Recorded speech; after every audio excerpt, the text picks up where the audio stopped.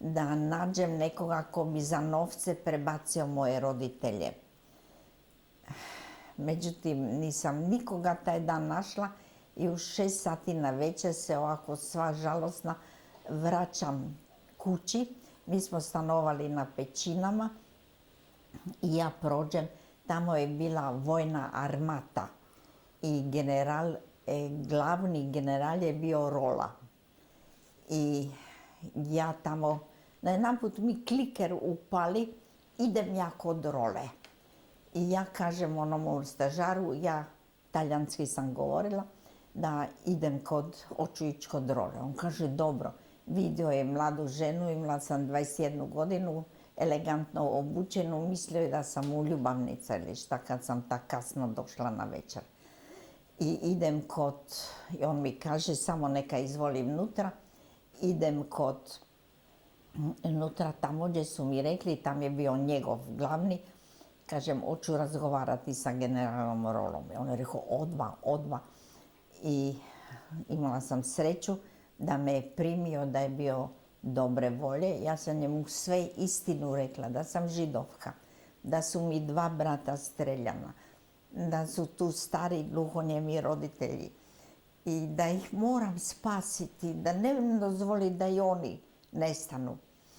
I počela sam se plakati, još mi je on svoj rupček dao i onda on rekao dobro, sutra on ide u Zagreb i nabavit će mi putnicu, on će biti u hotelu Esplanade, je li hoću doći k njemu? Sam rekla hoću. I došla sam i dobila sam, još se moj muž strašno uzrujao kad je čuo da sam bila kod generala, jasno da mu nisam ovo rekla šta sam vama sad rekla. I on, joj pa sad će nas zatvoriti. I u 11 sati neko zvoni na vrata, na večer, on kaže evo sad su došli po nas. A kad tamo, ovaj mi je donio putnicu, kao da sam žena talijanskog oficira, i drugi dan sam sjela na vlak za Zagreb i došla u zadnji čas po roditelje. Joj, kad se to sjećam, kad sam zvonila, pa mi roditelji nisu otvorili, jer gluhonijemi roditelji nemaju zvono, nego imaju svetlo. I onda, kad su otvorili, pa kad su mene vidjeli, odmah su počeli plakati. I ja kažem, ajde brzo se obučite, idemo. U taj čas zvoni zvono, ja otvorim vrata, a to 2 ustaše. Je li ovdje stanuju Ferber?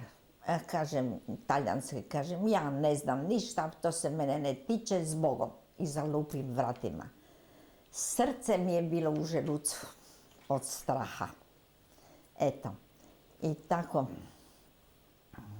ne znam ako vas... Spasili ste roditelje? Da, ali da vam rečem, istu večer sam otišla u hotel Esplanade i spavala sam sa ovim generalom i moram vam reći da mi nije žao, ja bi bila dala i desnu ruku da je tražio. Možda će mi ljudi zamjeriti, ali mi je to čisto svejedno.